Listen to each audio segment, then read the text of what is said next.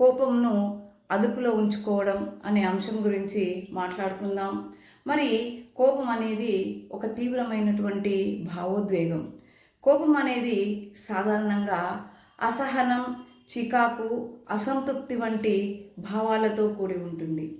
ఇంకా ఒక వ్యక్తికి కలిగిన అన్యాయం వల్ల వారిని బాధ పెట్టినప్పుడు కూడా కోపం వస్తుంది. మరి తన కోపమే తన శత్రువు, తన శాంతమే తనకు రక్ష అని చెప్పి సుమతి శతకకర్త బద్దెన గారు చెప్పడం అనేది జరిగింది.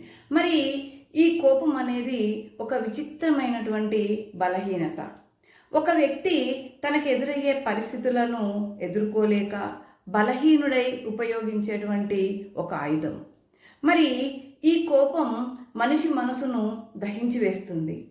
అప్పుడు ఈ కోపం ఎందుకు వచ్చింది అని ఆత్మవిమర్శ కనుక చేసుకుంటే, శాంతంగా ఆలోచిస్తే పరిష్కారం తప్పనిసరిగా దొరుకుతుంది.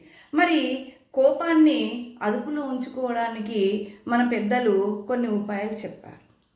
కోపం మనసులోకి రానివ్వద్దు. ఒకవేళ కోపం వచ్చిందనుకోండి, దయ, కరుణ, జాలి, సహనం వంటి గుణాలతో ఆ కోపాన్ని నివారించుకోవడానికి ప్రయత్నం చేయాలి.